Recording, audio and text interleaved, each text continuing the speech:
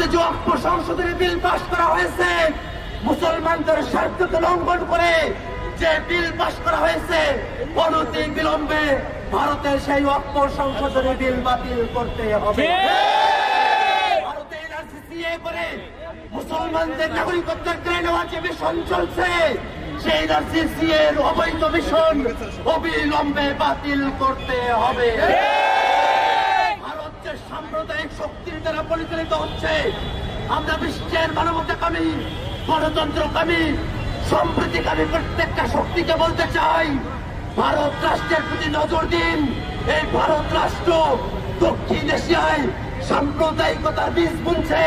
এই সাম্প্রদায়িকতার বীজ দক্ষিণ এশিয়ার শান্তিকে বিনষ্ট করতে পারে, দক্ষিণ এশিয়ার শান্তিকে বিনষ্ট করতে পারে। ভারত রাষ্ট্রের এই ধরনের ষড়যন্ত্রের বিরুদ্ধে, এই ধরনের তৎপরতার বিরুদ্ধে বাংলাদেশের প্রত্যেকটা মানুষ সোচ্চার ভূমিকা পালন করবে।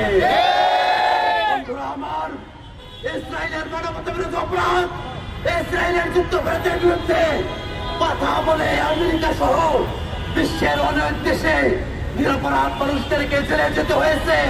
আমরা ধিক্কার জানাই, মানবতার পক্ষে কথা বলার কারণে যাদেরকে গ্রেফতার করা হয়েছে, সেটা আমেরিকা হোক, সেটা ব্রিটেন হোক, বিশ্বের দেশে যে দেশই হোক না কেন, অনতি বিলম্বে ফিলিস্তিনের পক্ষে কণ্ঠ উঁচুকারী প্রত্যেক বীরকে জেলখানা থেকে মুক্তি দিতে হবে। নেতানিয়াহু সহ এই ফিলিস্তিনে যারা গণহত্যা চালাচ্ছে, তাদেরকে আন্তর্জাতিক আইনে মানবতা বিরোধী অপরাধের দায়ে, যুদ্ধ অপরাধের দায়ে আন্তর্জাতিক আদালতের কাঠগড়ায় দাঁড় করাতে হবে।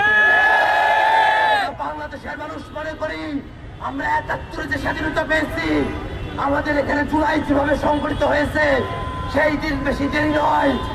ফিলিস্তিনের মাটিতেও ৭১ আসবে, ফিলিস্তিনের মাটিতেও জুলাই আসবে।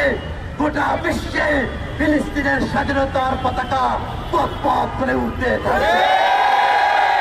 আমি বন্ধুগণ, বাংলাদেশের মানুষ, জাতীয় নাগরিক পার্টির আমরা যারা সদস্যরা আছি, আমরা প্রত্যেককে অন্তর্বর্তীকালীন সরকারের কাছে আহ্বান জানাবো, আন্তর্জাতিক পরিমণ্ডলে বাংলাদেশ রাষ্ট্র হিসেবে যতটুকু সামর্থ্য আছে, সেই সামর্থ্যের সর্বোচ্চটুকু দিয়ে হলেও ফিলিস্তিন রাষ্ট্রের স্বাধীনতার পক্ষে বাংলাদেশের রাষ্ট্রীয় অবস্থান ব্যক্ত করতে হবে।